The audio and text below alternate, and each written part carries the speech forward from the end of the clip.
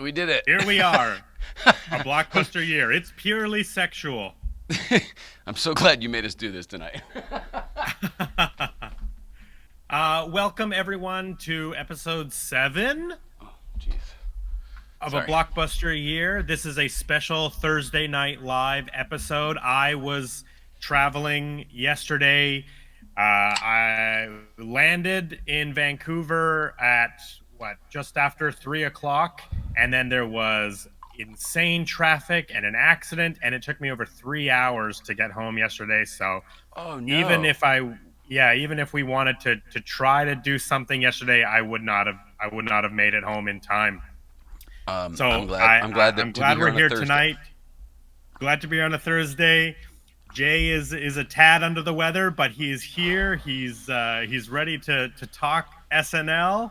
I'm happy to see you, buddy. How are you feeling? But I don't feel great, and I don't want to make it a whole thing about that. But all good. I never got COVID over Yeah, COVID.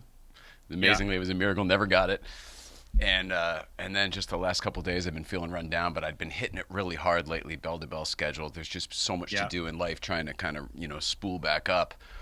And I thought I was just pushing it too hard. And then I talked to a friend on that, and it got worse and worse. Like last night, and then today. And I talked to a friend this morning on the phone, and he was like, you know what's going Yeah. around. Still going around. Yeah, and then I had a bunch of tests under the sink from Yeah, in the bathroom from 5 years ago. So I took one, and of course it was positive. yeah, So I have no idea how I got it. I mean, I've been doing too much lately for one, but I don't know how you get COVID really. yeah. It So floats around there. But so I'm here I'm alone. There is no one around me. I'm yeah, quarantining at the house. and I'm up in Canada, far Yeah, away. that's right. We're nowhere near each other. Yeah, Yeah. very social distance. There are some comments I read again in Applebee, and we're And off. A block. Oh, that's you. Okay. yes, yes. If anything happens to the live stream tonight, we are live streaming on Jay's Facebook page currently, but we're close. We're close to our 60 days of our Blockbuster Year Facebook page. So Oh, that's good news. hopefully, yeah, Thank you, Renee, for wishing I feel better. yeah. I will Renee's say that here. there was a software update with our system last week, and it seemed to Yeah, knock everything out, and it screwed up our late night playset show. It screwed up our yeah, Blockbuster Year show. But they've done 2 updates since, and then everything has been really stable. So I'm hoping, yeah. I'm hoping that we're good Me tonight. too. Because yeah, we lost our live stream for our Clue episode, and then that was like we lost our live stream for the Clue episode like maybe like an hour and 40 in, but we lost the live stream for last week's Lost in America episode at like 9 minutes in on YouTube. Oh, Totally really? fine on Facebook. The Facebook viewers, they got the whole live show, and obviously the episode has been uploaded since then. The one with Justin Scarred from Random Land, that's uploaded now. Then I mean that was a fantastic episode, so much fun and just unreal that That was so episode. So fun because of the conflicting opinions that were floating oh around the yes, same room. We weren't just on the yeah, internet together. We were all in the yeah. same room. It I it was so funny because sitting there last week, I had a realization, and we were probably already like 10 to 15 minutes in, that I was like, I don't know how to do this show that we've been doing for 5 weeks already. Like there, obviously we're still finding and discovering the show, but being in that space right next to Justin and right next to you, I was like, this is a different energy. It was fantastic, but I had to kind You of were working. compose myself. Yeah, You yeah. were working last week, no doubt about Yeah, it. We made you yeah. work hard. Sorry about And that. then on top of it, I was doing the job of convincing two people. But honestly, like so much fun, and that is kind of the reason for a show like this, because it's one thing if, we're both on the same page and we're, just gushing about how much we love something or how something's affected us. But it is really fascinating when art like Mm. separates people because people come from different walks of life, they have different life experiences, they are expecting different things, And so, I really thought the conversation was so much fun and a really fantastic episode. I agree. I maintain you were working hard. You worked real hard on that one, buddy. And I'm grateful you Well, did. and to be honest, that's part of the reason why we're doing tonight's episode on this Saturday Night Live is because I pride myself on doing as much research as possible and putting a lot of work into the show. I love this show and I love the things that we are planning on doing with this show. And I just felt that there wasn't enough time with my family vacation and travel to put the energy into a movie because much like the Albert Brooks episode, like that, and I rewatched the documentary on Albert Brooks or other movie. Like I'm watching other things. Oh, I watched Easy Rider for the last Albert Brooks episode, right? So like it's not just watching the movie. I know. I almost wonder if Justin. First of all, Justin was so confused. He thought he was watching Coming to America until the Yeah, night that's before, and great. then he was all confused. But me, I usually kind of do a toned down version of what you're talking about, and Yeah, I didn't for that movie. I just watched the movie, and I almost wish that or at least I wonder if like maybe if I did the documentary and a few other things like you did, if I would have then had a different appreciation for it because yeah, man, you were working hard, but Justin and I agreed hard. yeah. Anyway, But it's one of it those was movies great. I feel like now I need to watch it again. I say that every single Yeah. time. I go, what am I missing? Well, you're not missing anything really. We and it's all opinion and it's all good. Yeah, we don't Like have to even yeah, that's true. We don't have to yeah, match on every single one. exactly.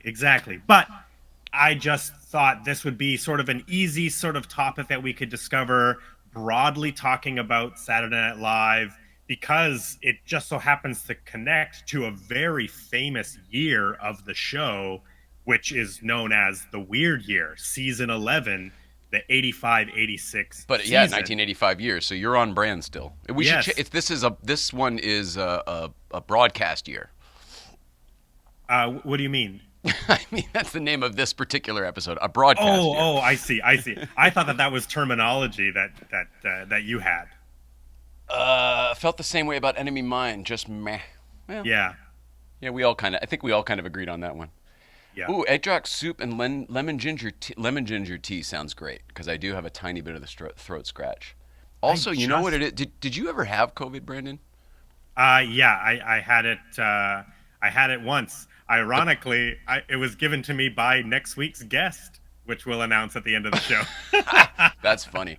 The thing they talk about the brain fog, where like I really Yeah, can't focus on much.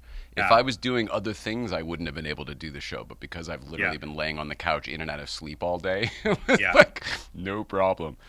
yeah. Yeah, the brain fog's real. I don't feel here. I I, feel like I'll watch I, this back to see how it went. well, it's going great so far. I had it. Tell your friend. I had it maybe a year and a half after everything got crazy, Hmm. and we were still in the 5 day quarantine phase. So I was actually in this room Mm. for 5 days. Wow. I have my own bathroom in here, and there's like a pull out couch and stuff. But I watched so many movies. It was Interesting. wonderful. So that's I what I thought. I go, ooh, I'll just settle in. But kept trying to put movies on. So I knew I couldn't watch anything new because I couldn't take it in. Yeah, My brain couldn't process. But then I thought, oh, I'll just put on some old, easy, like brainless movies, like yeah, brainless, like Die Hard 2, like brainless yeah, stuff. And even that, I found myself not watching and kind of just going to sleep to. It was really just yeah, noise to fall asleep to. yeah. Oh well. Which is good. Which is good too.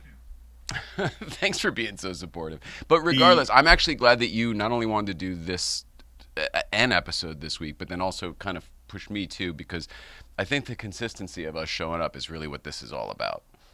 Yeah, and I like I had said to you, I pitched this as a bonus episode because of my vacation and Yeah. because of my timeline, but it just so happened to weirdly work out that there is SNL is in the news this week because A the lot. Hire and Fire list has come out this week. Yeah. So I was kind of like, we either talk about SNL this week or we just Skip it. don't talk about it. Yeah. Um, so yeah, let's. This is the season 11 of Saturday Night Live, 1985-1986 season. Um, Oh wait, what's the this. name of the show, Brandon? Oh crap! I thought I was. Should we just It's pop in the tape? yeah. Let's pop in the tape.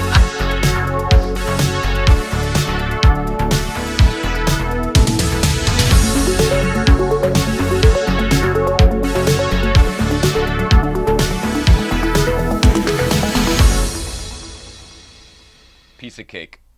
It's like we know what we're doing. It's like the bit has become like, when is the intro gonna happen?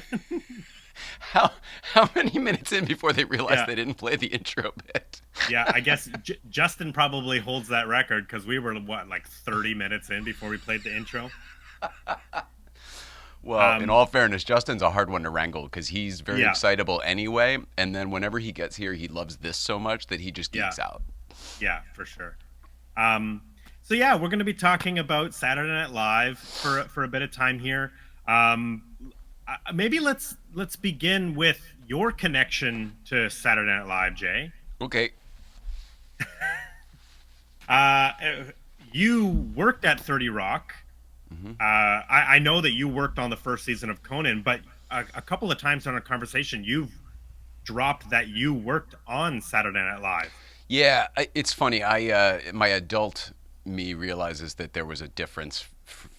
Well, I've always said my whole life I worked on Saturday Night Live. I actually never worked for Saturday Night Live. I always worked for NBC, but on Yeah, those shows. So I worked on Conan. I worked on Saturday Night Live. I worked on Rosie O'Donnell. I worked on the Today Show. I worked on Dateline. Before it was Dateline, it was called Now with Katie Couric, and yeah, and I was a senior in high school, for yeah. real. Yeah, I mean, we've looked at the pictures on this show before, but I had a little talk show like this in Well, high school. we actually haven't seen the pictures on this show. You've shown them on Oh, Late Night Playset, but I would love for well, you to show those photos on shit. this show. Yeah, I mean, here's me as a kid hosting my little talk show at the high school, thinking I was, all fancy Look pants. at this guy. Yeah, these were all different versions of the set for the And show. and people watching, this is a huge clue into the reason why Jay owns David Letterman's desk and chairs and microphone and runs his own weekly late night talk Yeah. show, the Look at Late these Night pictures I Playset. was drawing instead of doing schoolwork in school. Like that's the desk and chairs we're sitting at right now, Yeah, or I'm sitting at. It's crazy. It's really pretty crazy. but And then yeah. So I mean, here, let me put us back up here. This is where it gets tricky when I have to use my brain and push buttons. Sorry, buddy, it's coming. it's all good. Um, But you were working at 30 Rockefeller Center Yeah, in New so I York was City. failing all my classes in high school in Wilton, Connecticut because I was working in the TV studio doing my little show, and we would like book soap opera actors and Yeah, musicians from New York City and stuff, and weathermen and like real celebrities, and everybody was really impressed with it, even though the show wasn't very good. The fact that it was getting done was yeah, was pretty impressive to people.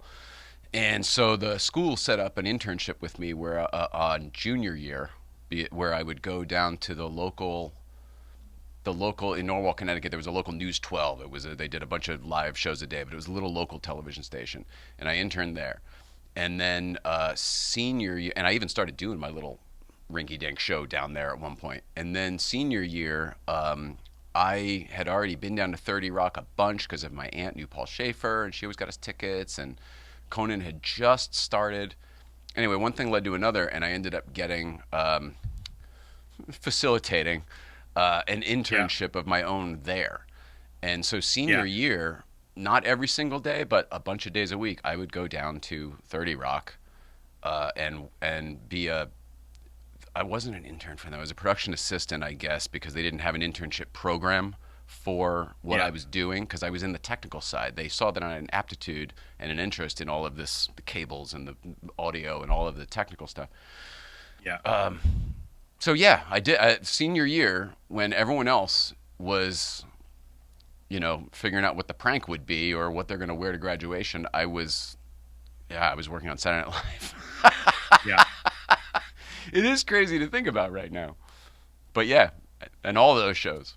And then I So went back. It's funny because I don't know why, but I for some reason it says more about me, I guess. But I never think anyone will remember me.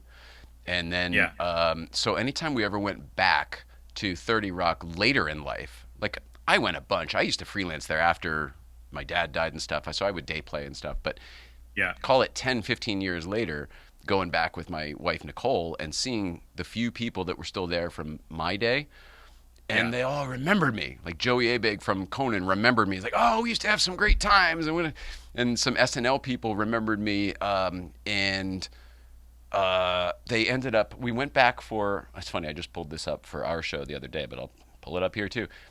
We went back for a show in like 2010, and they put us in the front row. That's me in the front row.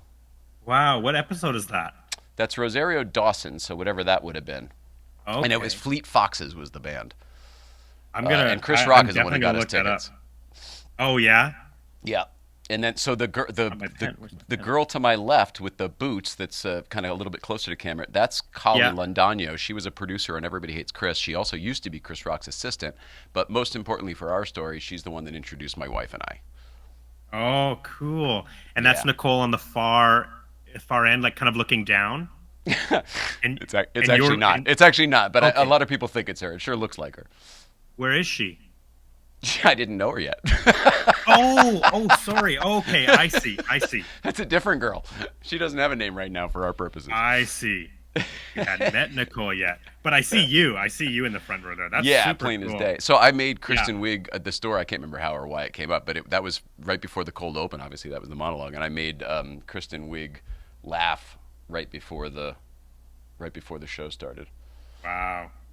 I have no idea why I started telling you that. My head is all over the place, buddy. I'm so No, no, confused. that's honestly like that's kind of what I'm fascinated about. I've never been to 30 Rock. Oh, I'm it's yeah. magic, man. It's magic. It's I the antenna to the world. I am a big SNL fan. I actually just before this story, I posted, sorry, just before the stream in our Blockbuster Year Instagram, I posted. I have like all of the DVD like best ofs. Yeah, I think I'm missing like two or three of them. Some of the like the really obscure ones.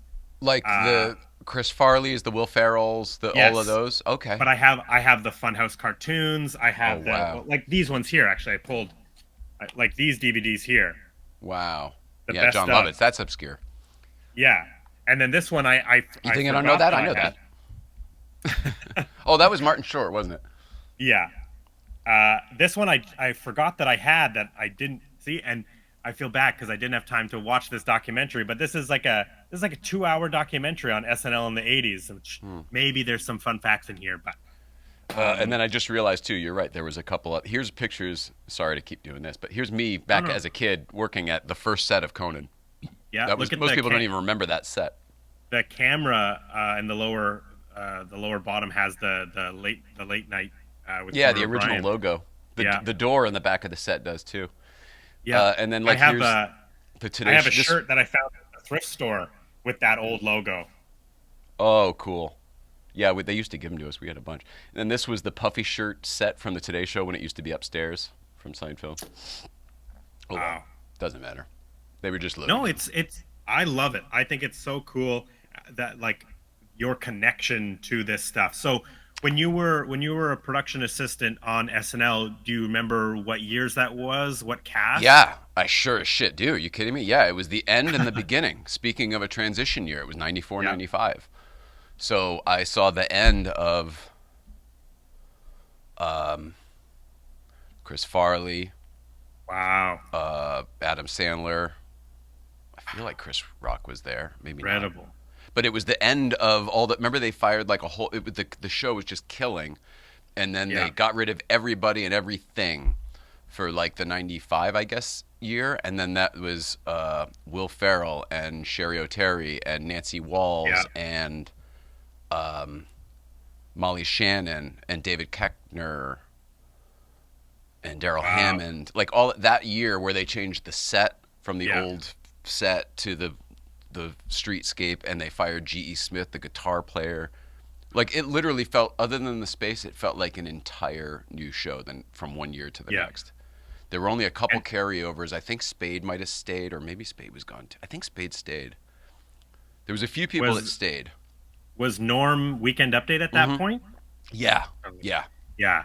and Celebrity Jeopardy, like all the best stuff. Oh yeah. It's a big hat. It's a big hat. We talked about that the other day. That's so funny. Yes, that's what brought up this conversation on the show the other day. That's funny. So we Kurt had Johnny Ferguson. Lieberman on the late night playset, and it turns out his Yeah. wife used to work at Saturday Night Live, and she's an Oh yeah. actress and a writer and stuff like that. I didn't know any of that. So I guess she was there that same time Yeah. talking about the big hat, Yeah. Turd Ferguson. Kurt Ferguson, absolute legend. So what Yeah. kind of stuff were you doing at NBC at that time then as a production assistant? Just technical stuff? Yeah, it depended on the show. It depend. Well, yeah, no, not really just technical stuff, but mainly it depended on the show. I would get an assignment, almost like the pages get an assignment and they're like on one show for a month or whatever. Yeah. And I would go do like Conan. I was heavily into audio stuff, so I would put mics on guests. They had me as an A2 position, which is like a secondary audio position, moving cable around, following, you know, the guy with the big boom thing, like making sure Yeah. his wheels are clear. Just things like that, like ancillarily accessory, you know, like secondary positions. Nothing very important. Nothing, I was a kid. They Yeah. liked they liked that. Oh, here's a kid who's interested, and this is cool. We'll let him do stuff, but they wouldn't let me do Yeah. anything too important. Obviously, I wasn't Yeah. like Yeah. mixing the show. No. And But you then were and then it around. depended on the show. Like Rosie O'Donnell, I was really more of a. They treated me more of like a gopher. Like, can you run Yeah. down to the commissary, get this, get that. Yeah. Get more There was koosh a time. balls. Yeah, funny you mentioned that. So I did actually. That's hilarious you mentioned that. Unwrapping new koosh balls was a job I had one time.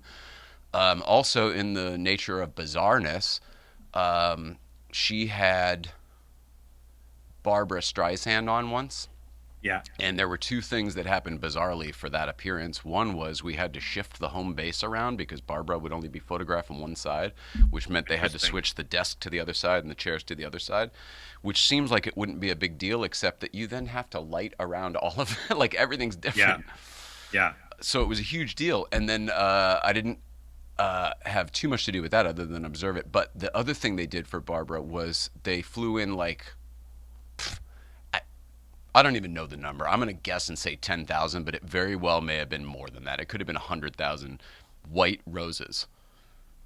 I guess Barbara likes white roses or whatever the heck. Yeah. So, guess who's me and a bunch of other interns? It was their job to go pick the good roses from the bad roses, put the good roses in a pile, keep the you know what I mean? Like, Yeah. not only was there X amount of roses, we had to pick the 10,000 best ones from the 100,000 or whatever. Wow. Just bizarre stuff like that.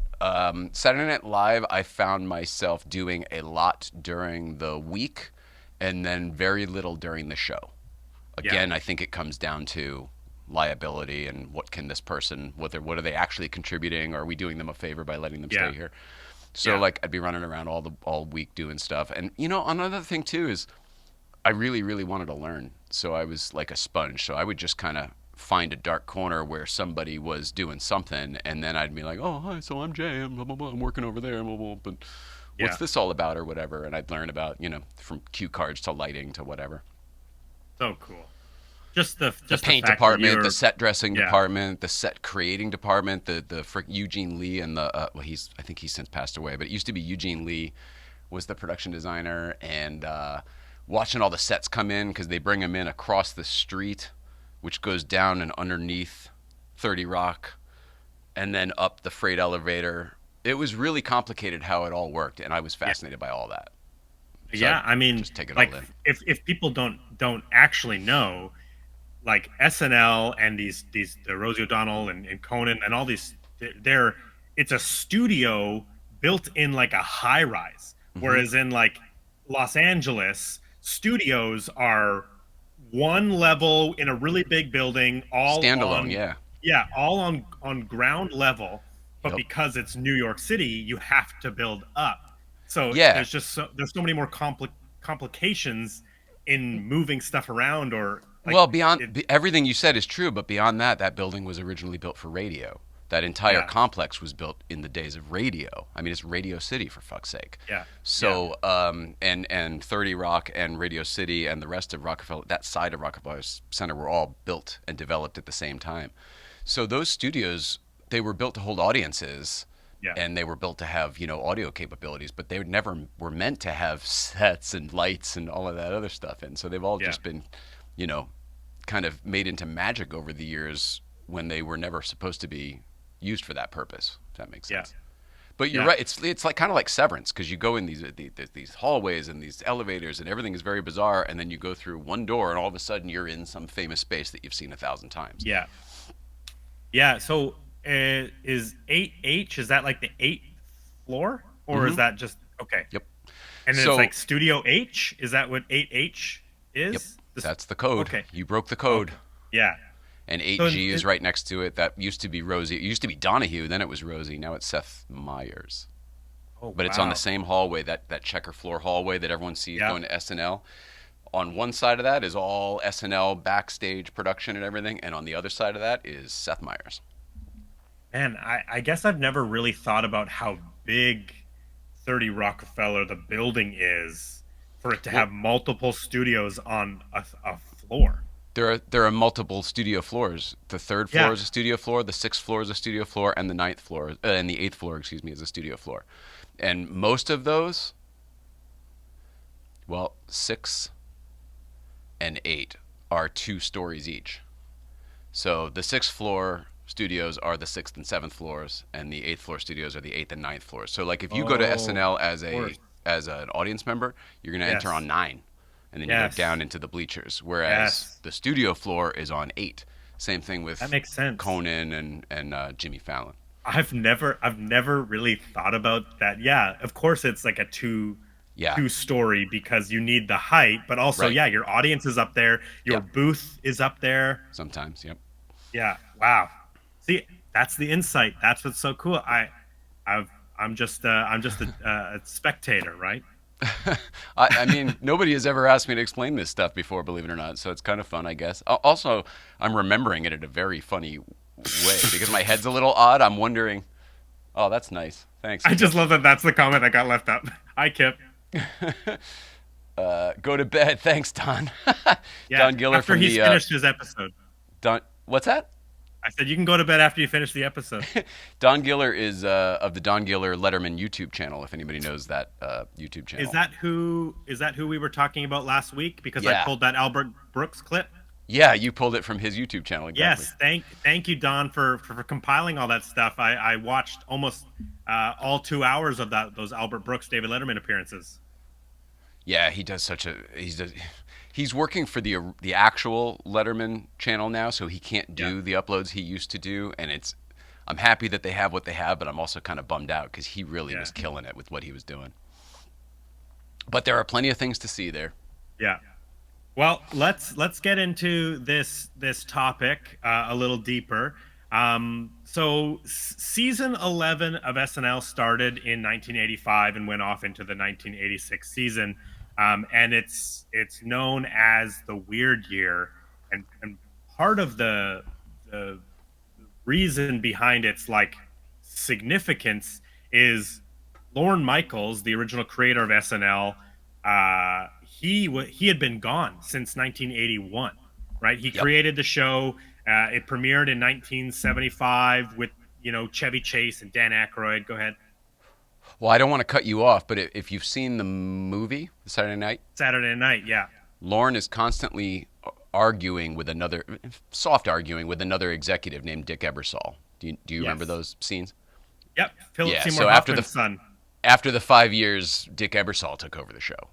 Yeah, I should have pulled it. I have it up there. I actually really enjoyed the movie a lot. It may not be like, not everything is factually truthful to that specific night. The timeline is very condensed, Hmm. but as like a film, it has like such like a pumping energy through it.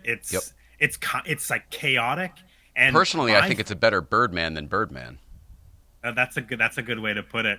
I think it's almost like Uncut Gems, where Ooh. it's just like it's like a little bit hard to watch because it's like so chaotic, But There's an intensity yeah, that they hit totally. really, really well. I was very impressed with that I movie. think the actors did such an incredible job. Specifically, the actor who plays Dan Aykroyd Oh, just excellent. nailed Dan Yeah. Aykroyd.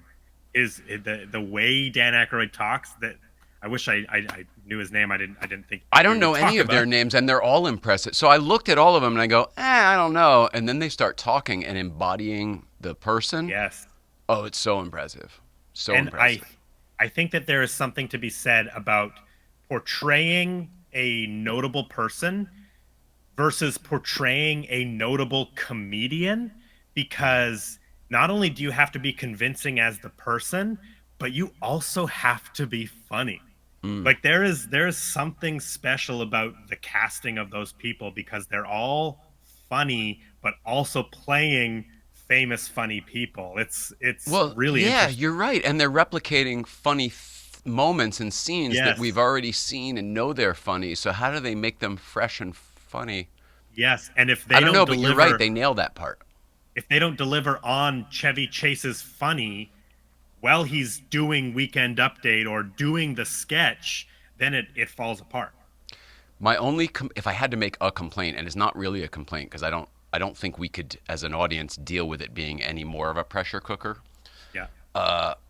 My only observation I would say is that it's I think let's see, when did I work there? 20, season 20. Is that what that would have been? Yeah. I think that's I was just looking it up. Yeah, I think so. It's so much more chaotic on a nightly basis, even at season 20, that I can't imagine that night one wasn't tenfold. Yeah. Like they Yeah. probably couldn't show us all the things that really happened, you know? Yeah. It is a super fun movie if people haven't seen it. It's a really good watch. And there is some really cool culturally significant history in that. I mean, we just celebrated the 50th anniversary of SNL. It's crazy. It's And I older than I can't am. There's not that Yeah. much these days. So, Lorne Michael leaves in 1981, I believe, and kind of it's a combination of burnout. He's been doing the show for 5 years, um, and some disagreement with the network. So he leaves the show, and I think it's more the latter which then contributed to the burnout. yes, yeah, Personally, from the stories I've heard. and that's probably what led. Yeah, exactly. What led to the burnout. So he leaves the show. Yep. Then they have, oh, I cannot remember her name right now. I didn't write it down. They have somebody come in for 1 year to replace Lorne as executive producer, showrunner, and Oh, then it wasn't after that, straight to Dick Ebersol. That's funny. I didn't no, realize no, there that. was one person. There was a woman. I believe she was like a like talent casting person. I can't remember, but then it goes to Dick Ebersol, and Dick Ebersol was brought to NBC as I wrote it down here, the director of weekend late night programming. Yep.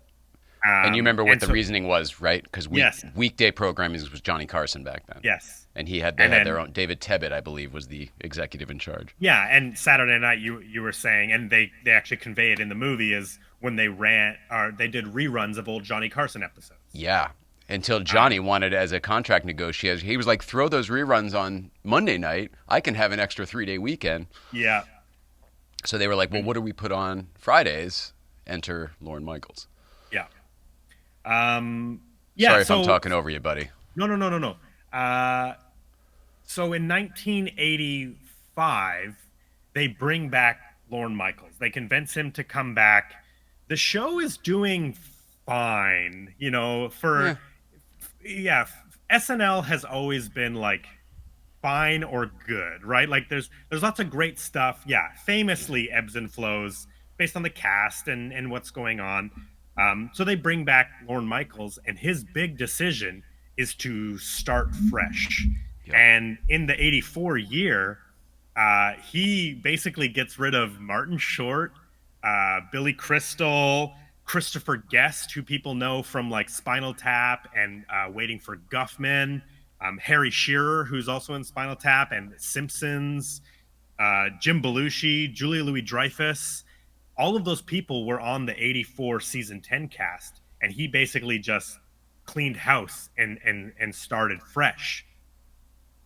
You're reminding me that they did a little of that too, because Janine Garofalo was there the season I was there. Also, you mentioned Spinal Tap. Hello, Lenny and Squiggy. uh, like, w- Uh, I can't think of his name. Better Call Saul's brother.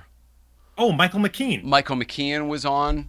Oh, okay. Um, and there were a handful of there was a few other people that were like they were just transitioning. They did one season. I Yeah. realized this is a pattern, and I think he's doing it again this year. I'm happy. This is Yeah, happening in real yeah, time. it does. I mean, it happens all the time. There are so many people that come onto the show, and they may be very, very funny people, but the show is a machine. The show is a monster that eats people and spits them out because you have to create live 90 minutes of live comedy television every single week. It's incredible, really, the feat every single week that they get it done. That there is a show every Did I week, right? did I say a minute ago that Julia Louis Dreyfus was there when I was there? Because that's not true. Sarah Silverman was No, there when I was yeah, there. Sarah Silverman was on the show for a Okay, brief amount of time, but yeah, Julie Louis Dreyfus was the I was in the 84, beginning. Yeah, 83, 84 season. I believe she did two. Um, I just my and what's head's not actually, right, and I feel like I'm yeah, misspeaking. no, you're good. I'll correct you if you misspeak. Thank you. Um, so they bring back Lauren and Yeah, his and I agree with Don. Lauren left in 80, not 81. The 81 season was the new yeah. thing. But either way, yeah. Thanks, Don Um, Giller. yeah, and at that There it time, is. uh, there was they were talking about canceling SNL. They were like, Hmm. it's been 10 years, we've tried it, Nice long you run. know, yeah. Or I Let's guess at bring back that the point, Tuscanini Orchestra. yeah. That comes to the '85 season. The '85 season, they're talking about canceling it, and that's why they bring Orn on. And his idea is he'll come back and he'll executive produce from a distance, but sort of give the show to Al Franken, or I guess Senator Al Franken, as he's now known, Jim Downey, Tom Davis, and Layla Nabaluji, I believe that's how you pronounce. Give them the show and let them carry it on, and he'll just kind of be off to the side as the kind of the name, right? He's I'm back. not going to tell you what to do, but I'll be there, sure. Exactly. Um, their big thing they wanted to try in the '85 season was they wanted to cast known people, and they wanted to be specific about their representation. So the first person they cast, actually, if everybody sees in the photo below, is whereas right down here is Terry Sweeney. Terry Sweeney was the first person cast for the '85 season, and he was the first openly gay cast member.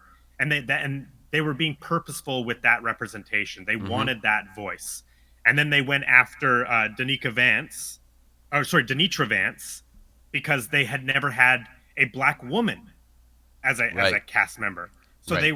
they were going for representation, and then they started going after known names, which is why we have Randy Quaid. And Randy Quaid, everybody knows from the Vacation films as Cousin Eddie, but at that time he was actually more of a serious actor. Um, he had been nominated for an Academy Award for a Jack Nicholson movie called The Last Detail. It's a sailor movie. I've never seen it. I've seen the poster. It's like Jack Nicholson with like a sailor hat and a cigar. It's Huh. 1973 or something. It's yeah. I've never seen it, but Randy Quaid is an Academy Award nominated actor. I actually didn't really know that, I don't think I did either. and so he was I, the I thought first he ran to vacation. Canada because he didn't have to pay Yeah, his taxes or something. Something was going on. I think he's back now. I think he's sorted it out because he started doing conventions again. Oh, okay. But but the first vacation is 1983. So he's known. Hmm. And then they also have Joan Cusack, Yeah. who at the time wasn't she was in things but wasn't known. But it's unbelievable that like they put Joan Cusack on SNL, and then Joan Cusack becomes the Joan Cusack that we know. I mean, Uh, everybody up here is incredibly talented, but yes, she's one of those people that I think would have made a great SNL performer because she is such a good performer. She changes her look in so many different yeah. things. And then they went out on a limb and hired 17-year-old Anthony Michael Hall right in the center of the photo there Yep. because they wanted to skew younger. That was one of the other Lauren's other ideas was to go younger. Hmm. Not that the previous casts were older, but is 17 too young to be casting on a weekly live show? I don't know. That's a good Uh, question. What determines that? It does seem and like you're not fully developed at that age. Although I think Eddie yeah, Murphy wasn't Eddie Murphy 17 or 18 too. no, I Maybe. think he was 19. Okay. I feel like he was 19. That we should look that up maybe. But I know that Anthony Michael Hall, I believe, is the youngest cast member at 17. Is that And Nora then Dunn on the left? And I'm sorry to that cut is you off. yeah. Well, before we move on to Nora Dunn, Oh, right sorry. above Anthony Michael Hall, his best friend at the time was Robert Downey Jr. So Robert Downey Jr. did a season on SNL at 20 years old. Mm. And after You think that SNL, was good for him? I do because after SNL, he did Chaplin, which got him his Academy Award nomination. Yeah, that's true. So, It also might have uh, gotten him into drugs. yeah, that's true. I mean, he may have already been doing that before. Oh. Lauren, yeah, to answer Don's question there, did Lauren get rid of Short, etc., or did they leave on their own? No, Lauren got rid of them all. Mm. Lauren completely cleaned house. So he brings in Anthony Michael Hall, Robert Downey Jr., and then Nora Dunn on the very end there. Finds Nora Dunn and John Lovitz. And that sort of rounds out the initial cast. The only person missing from this photo, and it's because he's a featured player, is Damon Wayans. Oh, I Damon remember Wayans, Damon during that. Yeah, but yeah, he was never yeah. used well. No, no, and that's ultimately what led to his downfall and ultimately him getting fired from the show was he was being underutilized and then when he was being utilized it was very stereotypical black characters that he was not happy with playing. Right, he was broader. Yes. So, like the intention of this cast was they're all established, they're all so talented. Denitra, they found her at a department store. Apparently, they Wow. found her at Bloomingdale's, and then they brought her onto the show. Was she And working or when shopping? she was working. She worked Wow. at Bloomingdale's, the department store, and That's a they found her. And then when she got cast, they said you can quit your job, and she said, "No, I don't think so." And she kept her job for the time being. Probably a smart move because she only lasted 1 year. I mean, they all did, mostly all of them. But the idea behind this, like on paper, that should work. You have all of these people, a combination of people that the audience knows and recognizes from other things, like Anthony Michael Hall. I mean, 1985 is a huge year for Anthony Michael Hall. We're going to talk about him a couple of times on this podcast. Robert Downey Jr. has been in some movies at this point already. He's kind of a well-known name. Randy Quaid, we mentioned. So I see what he was going for, but ultimately, they just didn't vibe, Randy Quaid's right? a weird choice to me because of his physical nature. He's so insanely tall that there are only so many things you can use that giant tall guy with. Well, Lauren, I believe, said he can play Ronald Reagan. That was his Oh, right. That okay. was his like. Okay, he can, right. I didn't know that. And you have to sort. I guess when you're casting, you kind of got to think about that kind of Yeah, stuff. I mean, Ronald Reagan was not a notoriously tall guy either, but he also doesn't look like him, and I can't imagine his impression being that great. But sorry, Yeah, Randy. I think it was more just he was just well known. Like it's funny to say, but Randy Quaid was like the biggest name on this cast at this point, just based on his acting career, his Academy Award nomination at this time in Mm. 1985. it like it's weird. Yeah. The weird year. What a weird Um, year. a couple of fun things that I like that are some of the writers that brought on Robert Smigel. Ooh, this is a good Uh, question at the same time. yeah, so mostly, basically, he cleaned sweep the writers and the cast, but then brought back people like Al Franken and Tom Davis and Jim Downey, who he had worked with in previous years. Uh, but what I was just about to say is he brought on Robert Smigel. Mm. And people may not know Robert Smigel's name, but they probably know Triumph the Insult Comic Dog. Well, or if you watched anything on Conan the first couple of years, he was the mouth Yes, in every single thing they did, and he was yes. there all the time. Robert Smigel did all of the TV Funhouse cartoons on SNL. Yep. Robert Smigel is one of the funniest people in existence, and like famously, like a kind of like in the shadows writer type. He does have a couple of. He's in This Is 40. We were talking about This Is Yeah, 40 on the Albert Brooks episode. he He is. plays uh is it their friend? I can't remember, but he's in This Is 40. But yeah, I mean, I've always loved Robert Smigel as Insult or Triumph the Insult Comic Dog. All of I remember the those. day they built that puppet theater for Oh him.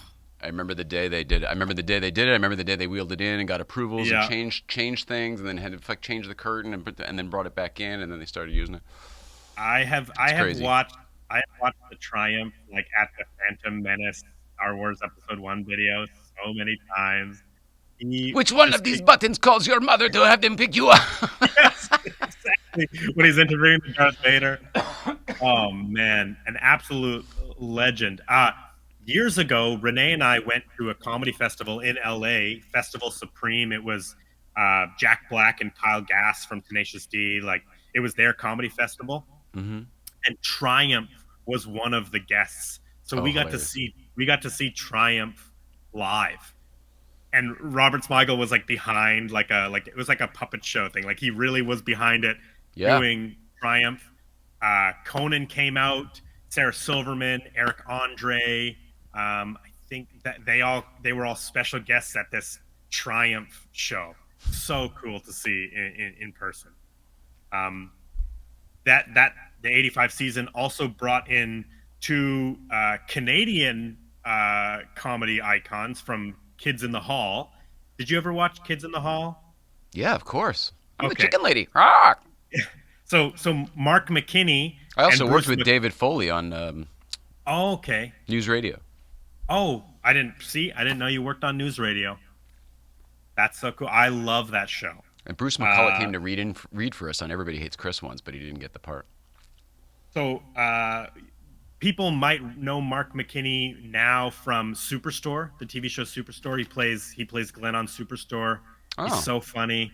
Studio Um, 60 for me. He came in as a sketch writer on Studio 60, but he also okay. has always like if there's a show that has a sketch comedy thing in it, he'll come work on the show Yeah. to write the sketches in the show so that they seem Yeah. more realistic for the show, if that makes sense. Yeah. Yeah. I mean, Kids in the Hall are like they're part of that Canadian legendary comedy world Well, and for Lorne us. used to produce it, didn't he? Uh, Next to maybe you're. positive. I'd put any Yeah, amount of money you're. on it. Yeah, you're right. I think you're right. Yeah. Um, but I mean, Doom, doom, doom, doom, doom, ding, ding, ding, ding, ding, ding.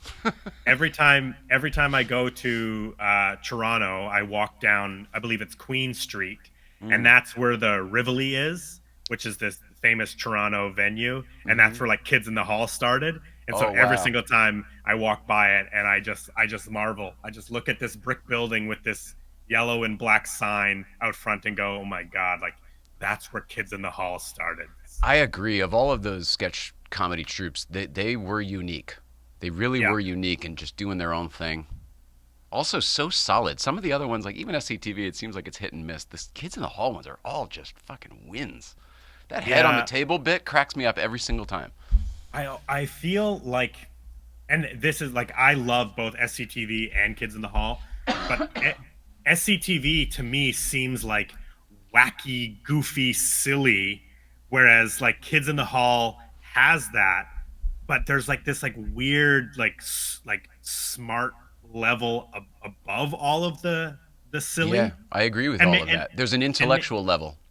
yes, I got to meet Dave Foley, and he referred well because he we were talking about Monty Python, Mm. and he's like Monty Python is the Beatles and we were the Clash, Oh shit, that's and awesome. I was like that's a cool analogy, right? Yeah. It's like the Beatles obviously they are the biggest thing. They're creating all of the kind of like the way that popular music is working, and then the Clash is like this like cool punk band that's also putting out great stuff. Mm-hmm. So I've just But never you thought don't about like compare the two. Is exactly. the idea right? But I won't forget that. I'll never forget that. That Dave Foley told me that Kids in the Hall is like the Clash to Monty Python's Beatles. Dude, this rad coming from a member of the Clash. Yeah.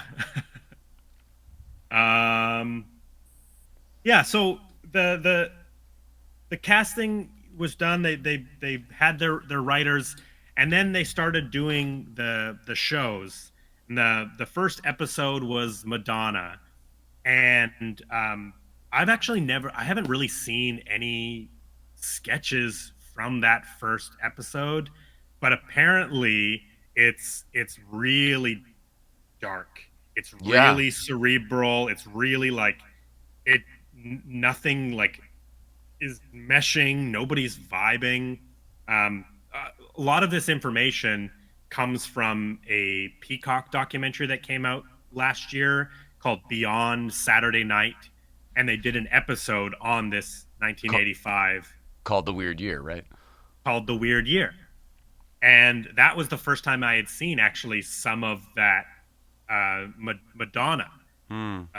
because oh, and in that first episode, two of my favorite performers were in that is are the magicians Penn and Teller. Oh, I love them. Yeah. Just like next level comedy magic performers. You know, they have a show in Vegas, but I've always gravitated towards Penn and Teller because they do they like show you the trick, and then they would like show you how they did the trick, and even in showing you how they do tricks, it's just as impressive, if Yep. maybe if not more impressive, because you're seeing the things that they're tricking you with, or how they're moving things sleight of hand. We talked And about an they've intellectual component earlier. The intelligence of the Penn and Teller material is so good. It's always yes, so good. It doesn't matter if they're tearing a card in half or if they're shooting something yeah, with an arrow. Like it's yeah, all so impressive. yeah. And then they you know Penn does all the talking, and Teller never talks as the character Teller when he's on stage. Any performances where they are Penn and Teller, Teller never speaks. Yeah. So years ago, I went to Vegas, and one of the most important things was I needed to see Penn and Teller live, and I did. Amazing show. Awesome. And the best part about them is they come out into the hallway after the show. At that time, who knows if they still do it, Hmm. and they will meet anybody who wants to talk to them. It's awesome. And so they're on two ends of the hallway, and you can go and you can meet Penn, get your photo with Penn. He'll autograph your souvenir book or whatever. Then you can go and meet Teller. But when you meet Teller in the hallway, he talks, and Ah. I couldn't believe it. It absolutely blew my mind that I was talking to Teller and hearing his voice. Mm-hmm. It was absurd. And then I ended up waiting around to the very end, and there was nobody left. And I just said, "Hey, do you think I could get a photo with both of you together?" And they said, "Of course." And they both came together, and so I Awesome. have a picture with Penn and Teller together. That's awesome. Yeah, So cool. wonderful, wonderful people, and they treated everybody in that audience coming out just with the utmost respect and love, and it's great. They they, their first trick on SNL was that '85 season where Teller is in a water tank, And the trick is, in order for him to get out of the tank, he has to identify the card that's been pulled from the audience. And in the documentary, Is this the one? Well, I don't want to give it away, but eventually it ends up in the mask. I've yes, seen it that a shows up. bunch. Yeah. Yes, Okay. yes. So in the documentary, Penn talks about how they had never really, or I guess there was risk that it wasn't going to work. They legitimately, Penn thought that he was going to have to pull the safety on the water tank and dump all of the water in the studio, because I imagine it was probably taking longer than they had anticipated. Right, but as I mentioned earlier, that would have dumped. We're in a high rise. We're not on a Yes, sound stage in Burbank, so this would have yes, doused a lot. yes. It Don would Giller says he have. checked. Billy Crystal had a 1 year contract and chose not to return. His decision, not Lawrence. That Same may with be Short. the case, but as far as I know from everything else, the Lawrence concept was clean sweep. So whether or not that was something that Billy Crystal said, Right. um, the whole point was that Lauren was coming in and making it his show. He didn't want to carry over any of Dick Ebersol's choices, essentially. Right. Um, In that uh, movie Saturday Night, it's kind of interesting watching the bits with the character who plays Billy Crystal and how yes, he cut himself out of the pilot by by being a little too and I rigid. actually that was one of the things that I learned from the Saturday Night movie is I actually didn't know that Billy Crystal was supposed to be on that very first episode of SNL. Or was up. Yeah, it was in consideration. He never made Yeah, the board. exactly. Episode 2 of the season was Chevy Chase, and I've seen some of the stuff from that episode. Um, uh, he was promoting Spies Like Us, which is a movie we're gonna cover. He apparently was really hard to deal with and kind of had a bit of an attitude about coming back to the show. Um, his monologue is really weird. It's he's got like a really weird energy during the monologue. If anybody can find it, I do recommend watching it because it's interesting to see someone as funny as Chevy Chase like not land jokes. Mm. Um, but that is that the episode? Yes. So that second episode kind of launches John Lovitz because that is the first appearance of the pathological liar. Oh wow. Probably John Lovett's most famous character. Maybe people know From Saturday Night Live, yeah. yeah. People might know like the thespian. I guess it kind of depends on what you like, I'm with but you. I think yeah, that's the ticket. yeah, I that's the exactly. SNL character for me. Yeah, He's got other ones, The Wedding Crasher, etc. yeah, But yeah. My wife, Morgan Fairchild. yeah, that's the ticket. Yeah, that's the ticket. So yeah, we get John Lovitz just absolutely crushing with Pathological Liar, and it was an obvious hit. People loved it, and throughout the course of the season, Pathological Liar keeps showing up to the point where in episode 3, which is hosted by Pee Wee Herman, not not Paul Rubens. Um, that pathological liar sketch with Pee Wee, I've seen so many times Hmm. because they're both doing the bit, Right, Pee Wee's and doing it it back exactly. yes, and it works. It works for Pee Wee. Don Killer's making a point over Yeah, here. We get it, Don. yeah. Uh, that's not how the documentary conveys it. So take it up with those filmmakers. Nice. But like it, John Lovitz, like he hits in this season.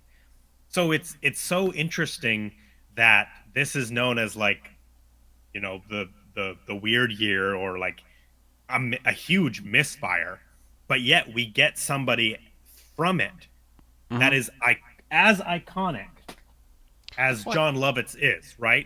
I think this is what Lorne does, right?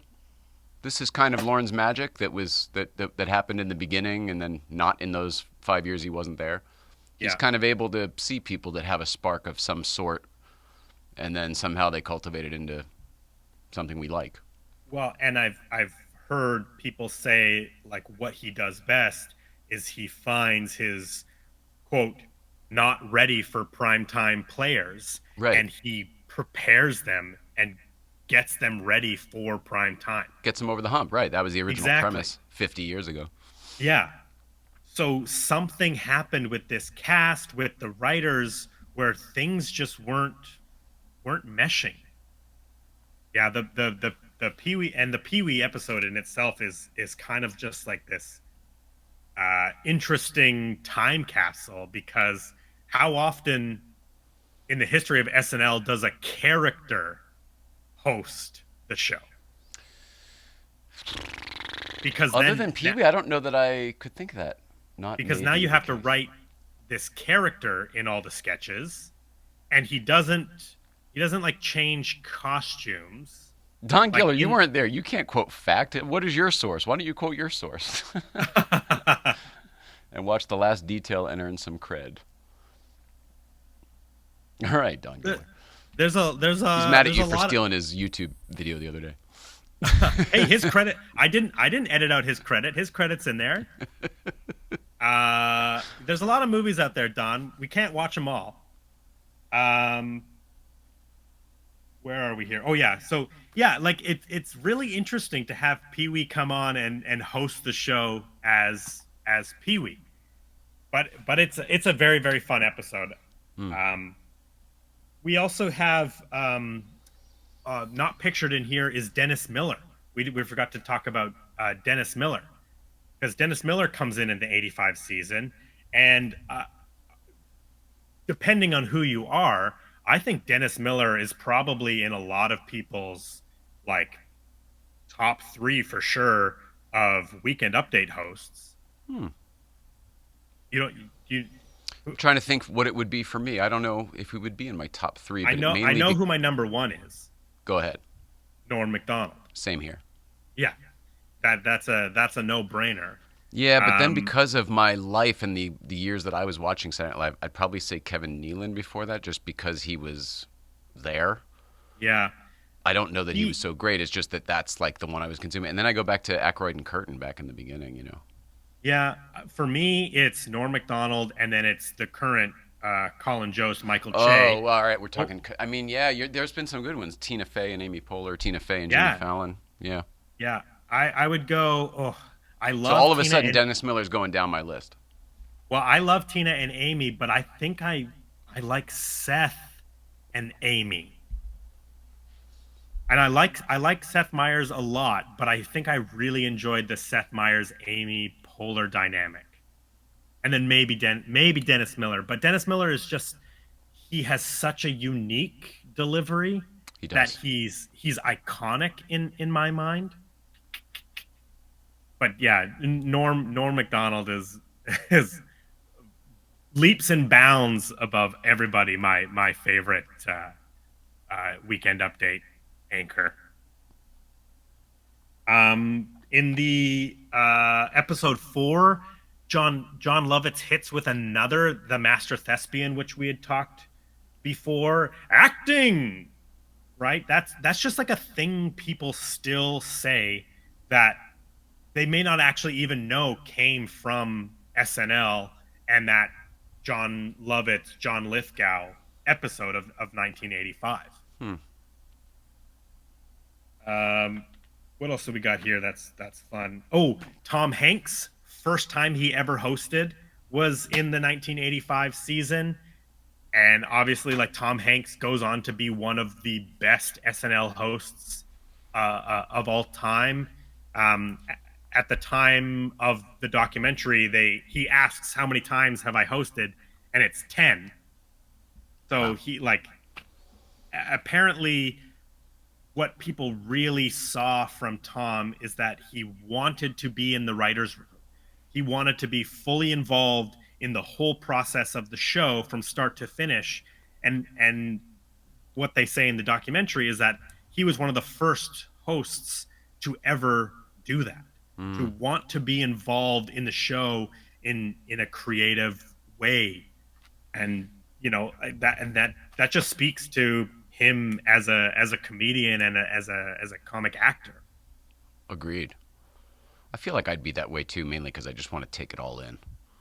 You know what I mean? Well, I'd want and to know how every single bit of this thing is made and how I could help make it better, et cetera, et cetera. Or yes, where I should stay out of the way, et cetera, et cetera. and getting that opportunity and seizing that opportunity to get to see how the sausage is made, right? Yeah, and then help Um, make it. yes, exactly. Uh, we briefly talked about Damon Wayans, and the 85-86 season has a very famous story where Damon Wayans is frustrated at the show. Uh, He is not being he's not being I'm listening like to you. I'm just going to walk around the yeah side here and grab some water. yeah. Damon Wayans is not being given roles that he feels are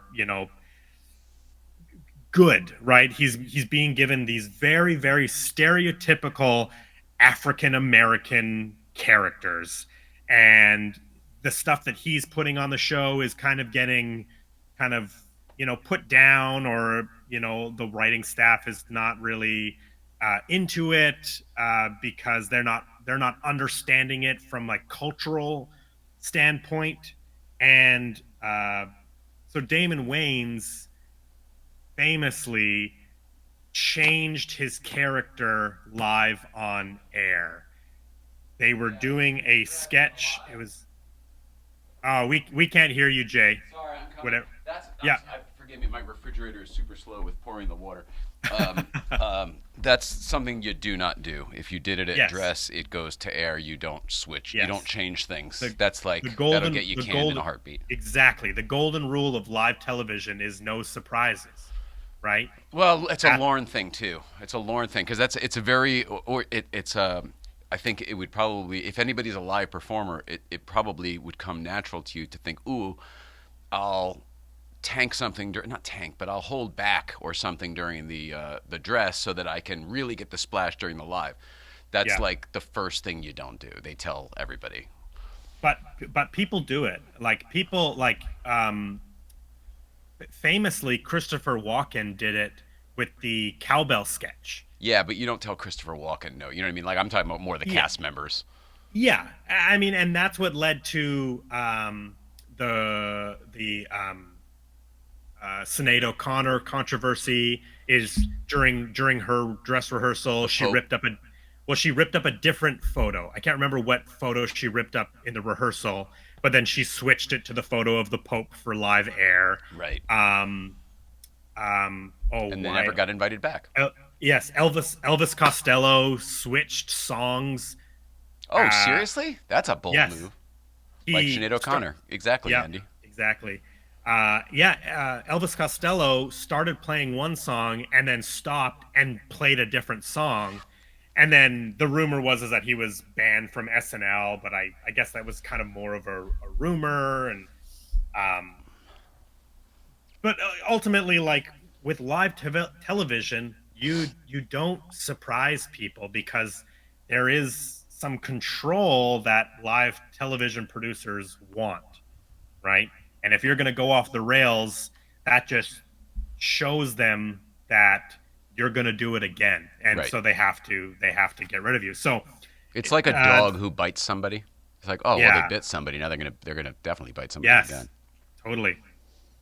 So, it's just a sketch with Griffin Dunn, the actor, was hosting, and he gets arrested, and his lawyer is Mr. Monopoly, played by John Lovitz.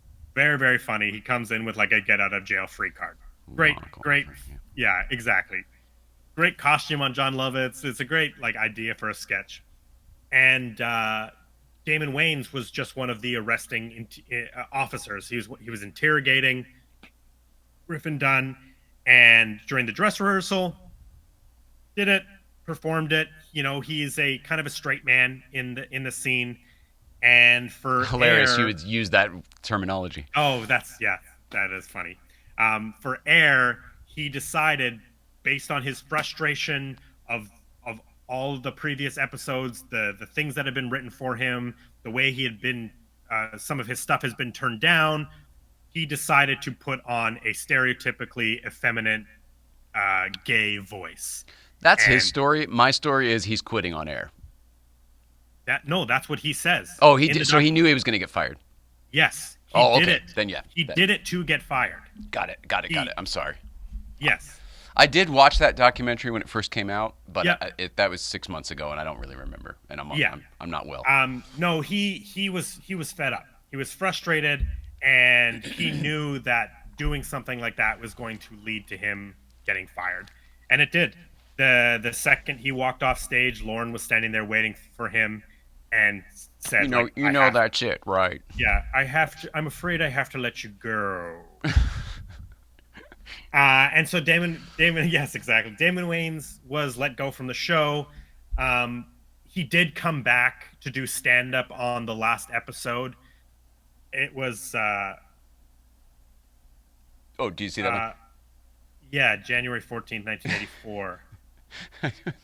I don't know what the context is of that. There's lots of Don comments here. Um, where was I? Oh yeah. So uh, at the time, Eddie Murphy had knew Damon Wayans and told him, like, write your own stuff because they're going to give you stuff that you don't want to do, and it ended up happening. Right, combination of him not being able to get his stuff on and the stuff that that was being given to him, he wasn't happy with, and so at the time people were like, oh, he just blew his career.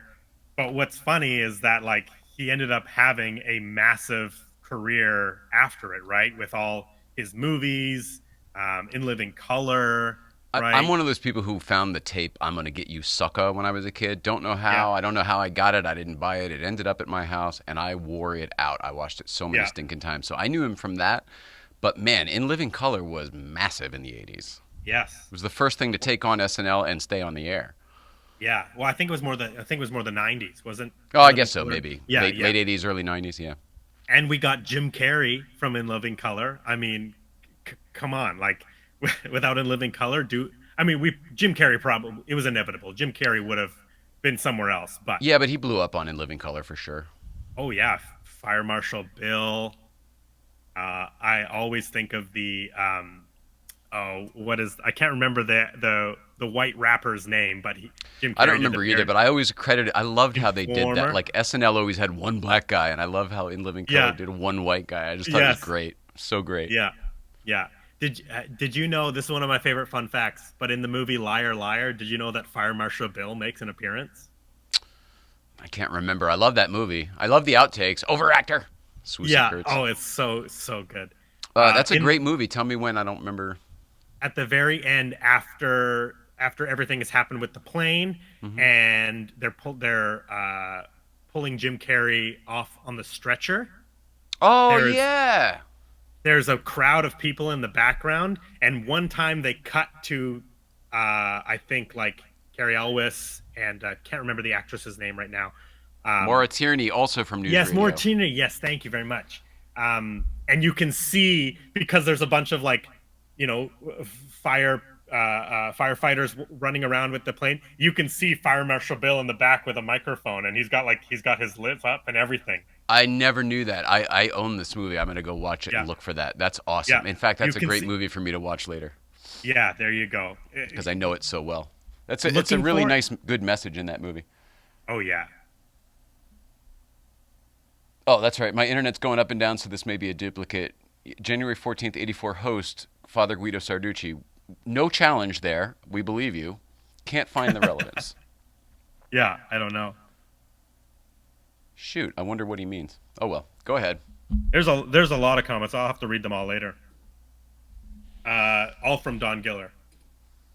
I Yeah, got to them all though, right? Didn't I? I didn't skip any. yeah. There's a lot from Don Giller, so I don't Thank think you we for have time. participating, Don Giller. Yeah, I'll look at them all later. Maybe he's fact checking me. Oh, could Um, be. yeah, Honestly, I mean, he is sort of the database guy, so yeah. Um, We could always use after him in the future as a fact checker on this show if need be. for sure. After all of that, they brought in Francis Ford Coppola to direct an episode of SNL. I have those clips loaded in too, so you let me know when you want them. Sure. I mean, we maybe You brought up you Francis could. Ford Coppola. Wasn't one of them about him? Yes, maybe you could play that clip. I believe the thumbnail is just black.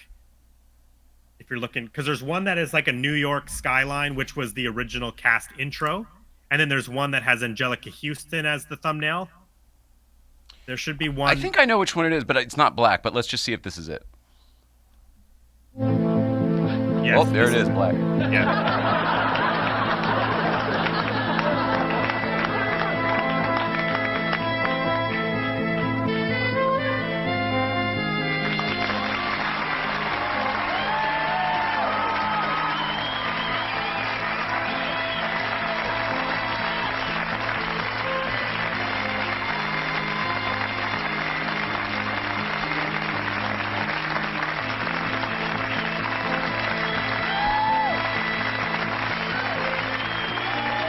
This is hilarious. This Yeah, is in place of the normal it's intro. amazing. Yes, this is how it premiered. And Philip Glass was the musical guest. Produced and directed by Francis Ford Coppola. It's so funny. And then George Wendt comes out. Oh,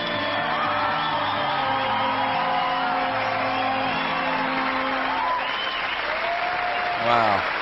Yeah. I think it'll end here. Yeah.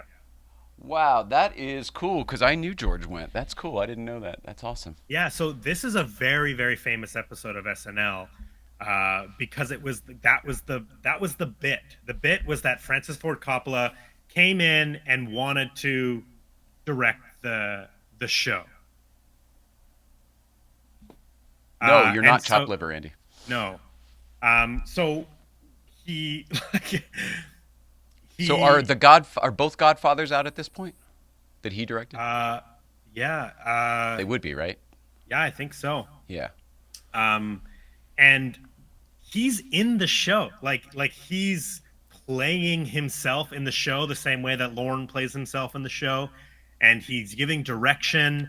In George Wendt's monologue, he Yeah. asks him to like do it again, like let's do another take, and he's like, well, people won't laugh at the joke, like it's okay, we'll find it, like let's do it again. And it's this whole bit that like travels throughout the entire episode, and it like connects the behind the scenes aspect of SNL with the sketches. And in the documentary, the people involved with the show talk about how it was the first time that the cast actually felt like they were working and vibing with each other. Huh. And he was pointing things out. Famously, he there's a bit in the show where Denitra Vance is like doing a sketch. I think it's called like uh, it's called like Little Black Girl or something like that, and it's not working. And Francis Ford Coppola like cuts, and he's like, what's the problem? Like, let's see the writers." And he pulls the writers in, and they're all white men.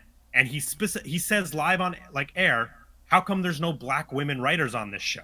Right? Like he's calling these things out while doing the show. It's This just pulls it's the curtain back, which is kind of what SNL always did. yes. This makes more And sense now from Don Giller, March 30th, 85, co-host Mr. T and Hulk Hogan. These are other characters who have hosted the show. oh Yes. yeah, I mean, I guess technically yes, Mr. T and Hulk Hogan are Well, characters. Father Guido Sarducci before that. I see. Okay, I see. That's what we're That going makes for. Yep. that makes more sense. Okay. It does. And this is where he is the the archivist with the mostest. Um, yeah, and then mixed on top of that, like it's just an incredible bit to have this prestigious director producing and directing this live comedy show. To me, It's that episode is what SNL is all about. I feel like yes, there should be more, like that's what early Letterman was about. That's Jim yeah, Downey all day long. That's like the absurd, right? That's Meryl Yeah, Marco. She wasn't even yeah, there, but like that's that type of absurdist humor. yeah. In there's a quote from James Andrew Miller, who's an author and historian in the Peacock documentary, and his quote is, "That episode was so experimental and reimagined, but you can't do that every week." Yeah. Well, And no, then what would the show be? Yeah. exactly, right? We talked a little bit about how Albert Brooks was originally approached to be the single host for SNL, and it was his idea to do the multiple hosts. Back in Um, 75.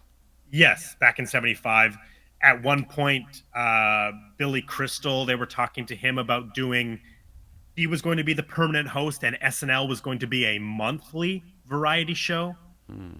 and that was right before Lauren got brought back on to the '85 season. Um, but I mean, like, I haven't seen that Francis Ford Coppola episode in full, but I really got to find it now because I want to see the whole thing. Yeah, that's all I could think of. Not every season is available for purchase on Apple iTunes or whatever that's called these days. Yeah, But I would like to buy the whole season if possible. I'm going to try to find it. SNL is notoriously, they yank stuff off of YouTube the moment it appears. So like it's hard to find SNL on YouTube yeah.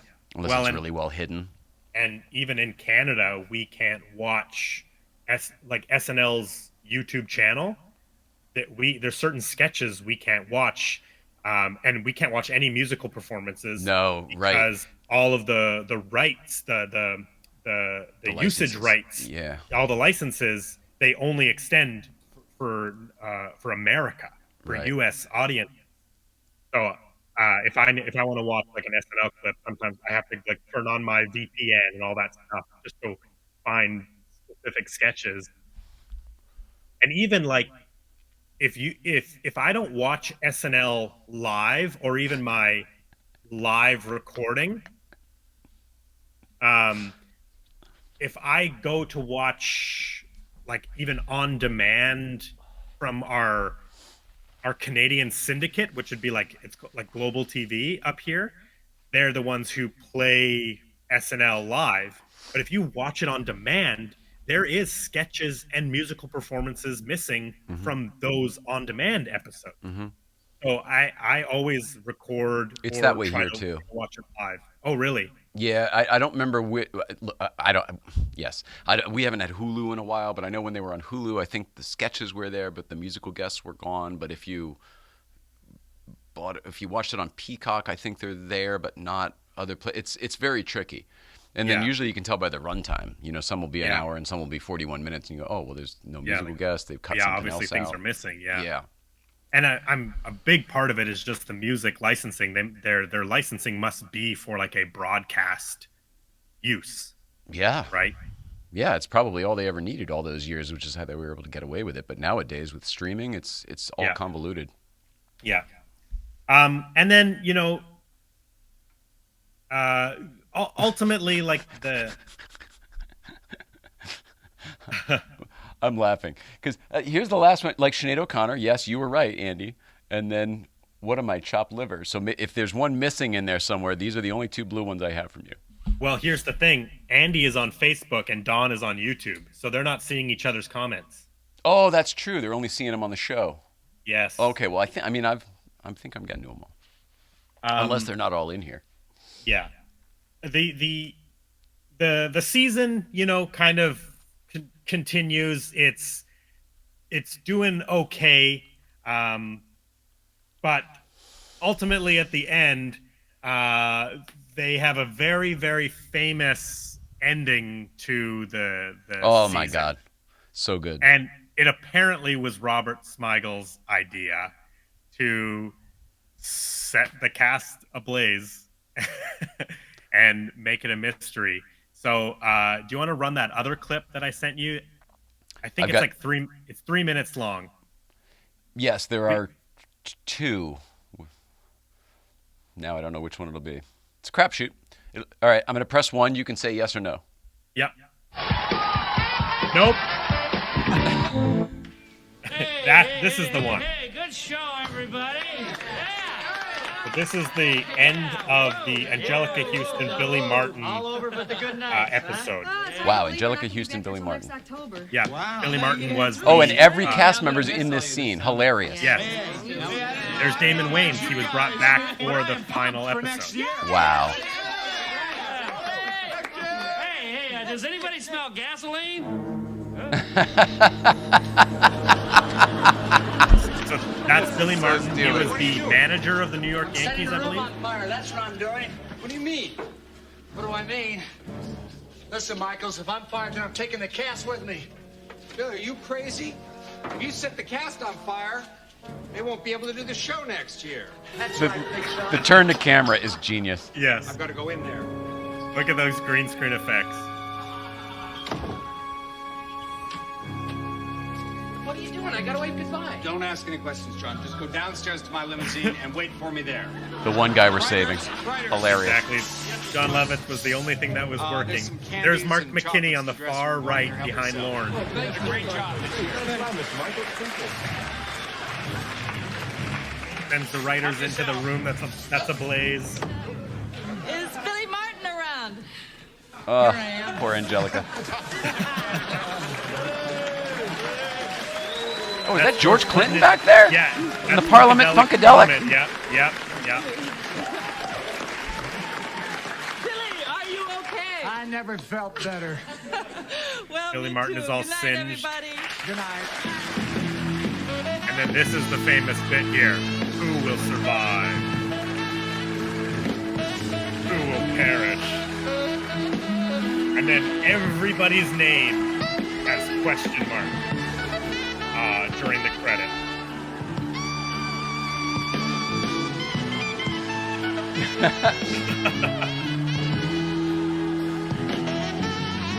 Well, I think we get the gag there. Yeah, That's so well done, and I didn't realize it was George Clinton and the Parliament Funkadelic. So they're all on stage, but they kill the cast in the other room. That's very funny. Yeah, exactly. Because the cast is normally on the stage with the host and the musical guest to say For the goodnights. good nights. Yeah. So yeah, I mean that is so famous, because Lorne goes in and he saves John Lovitz from the fire. For me, Right. it's the slow turn. He's like, but if you said then how, the cast won't be able to do the show next year. Exactly. It's great. It's so, yeah, I know. It's so rude and crass, though. Like, the poor cast. Yeah, Because they have to Well, know and- when they're doing that bit that, like, they get the joke. They're not idiots. Well, and I think it maybe at the time was kind of like, oh, it's a cliffhanger ending, right? Who will come back? But in Sure. reality, it's like, no, that's how you just start fresh again. And at that point, Brandon Tartikoff, who was the head of NBC, he made the phone call to Bernie Brillstein, Lorne Michaels' manager, and said, I'm canceling SNL after 10 years. You know, it's had a good run. Last season wasn't great. You know, we'll do something else, but I'm canceling it. And then Bernie Brillstein, convinced by his wife at the time, was like, you have to fight for it. You can't just accept that. You have to fight for Lorne. And so Bernie called Brandon Tartikoff back and said, like, you've got to give him another chance. You know, we'll start fresh again. We'll learn from the mistakes.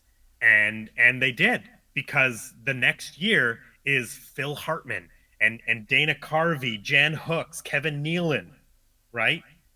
John Lovitz they bring back, Nora Dunn they bring back, Dennis Miller is still Weekend Update. But it's just it's Tonally, it was so different. it's unbelievable to think that SNL almost died that year. It was going to be canceled, taken off the air, and now we just celebrated its 50th anniversary. Like it's an institution now. 85 really is a magical year. It is a blockbuster year? Question mark. So Yeah. So Milton Berle, Steven Seagal, the tapes mysteriously ended up in a landfill. Is that true? I don't know. The Steven Seagal, I've heard other stories about his episode. According to Don Gillard, the Letterman channel, I'm assuming the official Letterman channel, is including musical performances, but they must have some sort of like historically, Worldwide Pants will, buy Yeah. these things. They own it themselves. It's not a network, thank God. Yeah. So Dave gets to make the call. Yeah. So ultimately, like, it was this year that taught them what not to do. Or did it serve exactly its purpose? Like Lorne wanted to come back, stir things up. He did. Yeah. Not that I he mean, wanted to come definitely- back, by the way. As I understood Yeah. it, he was kind of coaxed back. Definitely stirred things up. But like, I believe the first episode is Dana Carvey's Choppin' Broccoli. Like, that is the next season. First episode is Dana Carvey doing Choppin' Broccoli. Right. Famously, also season 12, because Madonna hosted the first episode of season 11, they brought Madonna back for the season 12 opener, and she reads a letter from NBC saying, the entire last season was a dream, a really, really bad dream. Yeah. And they kind of just they walk away from it. Nicole used to my wife, who's passed away, Nicole used to know and love Bernie Brillstein, and she would talk about some of her fondest memories were sitting in Lauren's office drinking wine with Bernie Brillstein. So cool. Whenever they had a host, like Chris Rock or somebody else hosting the show. And she loved Bernie Brillstein. She had nothing but positive things to say about him. It's funny too because he kind of had we talked about Francis Ford Coppola before. They had a similar look. They had a similar thing. Yeah. It was the 80s. Yeah, but I mean, the two guys shaped similarly with a similar face. They just had a similar thing. For the first few months, it had avoided any music or replaced some music tags with generic crap. Can't say the rest. But something evidently changed. Yeah. Maybe. Yeah. I mean, Tolerance for that's crap. basically it. That's all we were going to talk. We went longer than we were planning on going, but that's okay. Yeah. They made a bunch of announcements this week. Some cast members are gone. Some of them bum me out, but they're not surprises as much as they were to other people. Typically, it's the ones I don't want to leave are the ones that leave, or are forced to leave. At this point, we don't know actually what happened with Heidi Gardner. We don't know if she left or if she was fired because she hasn't made a statement herself yet. Well, this is like what Don was saying before about the other cast. Sometimes there are multiple stories. Sometimes it's mutual and you only hear one side. Sometimes it's not mutual at all and you hear, a political whitewashed version. Yeah.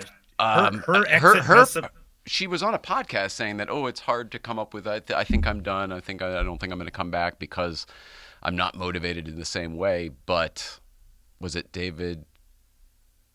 No, who? It was on Fly on the Wall. I think it was. Fly on the Wall. Harvey said that's kind of going out now that she maybe was let go. Right. Which I do find surprising. Like, she was one of my favorite current cast members. But it can be both, right? It can be, I don't want to come back, and your contract is not renewed.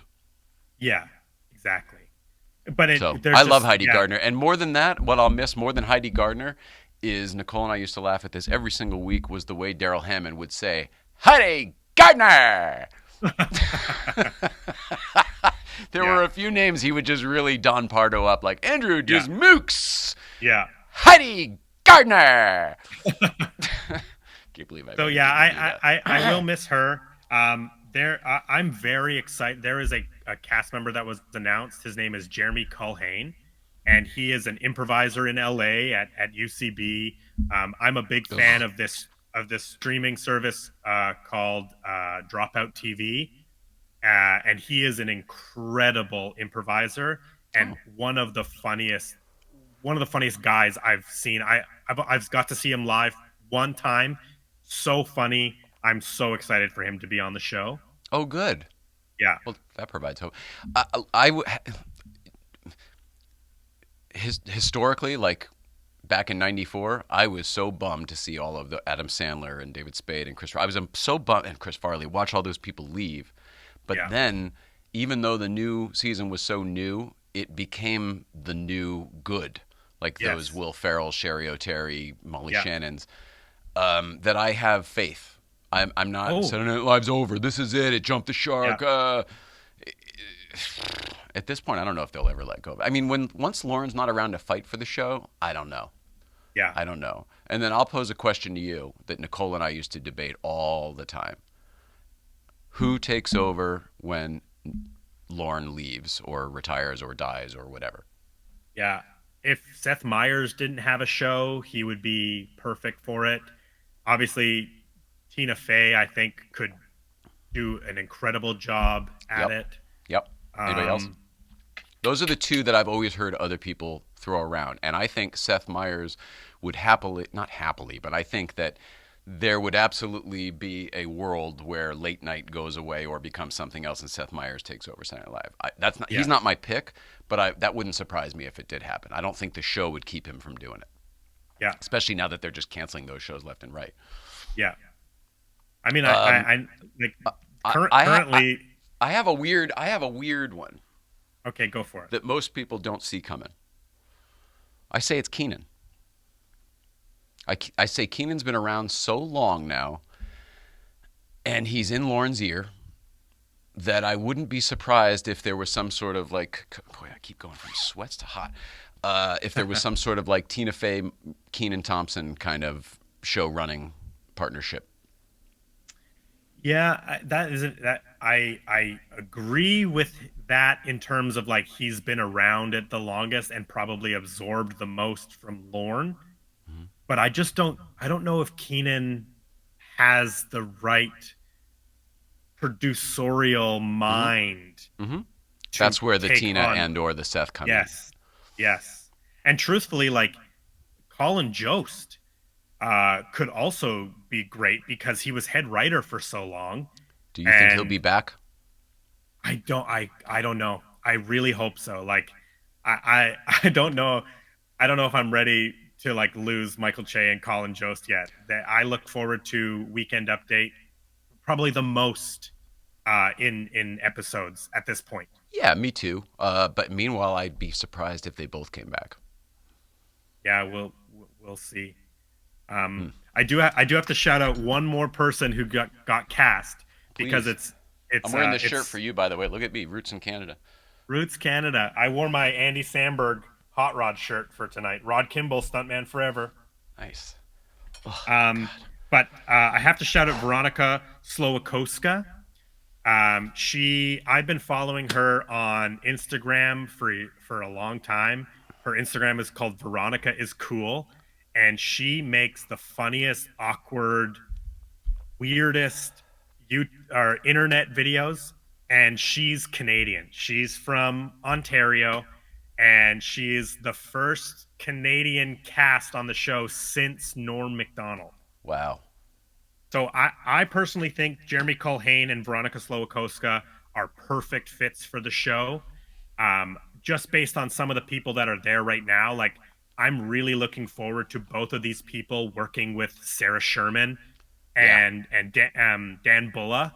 The weird Sarah Sherman, Dan Bulla stuff that comes out of SNL currently.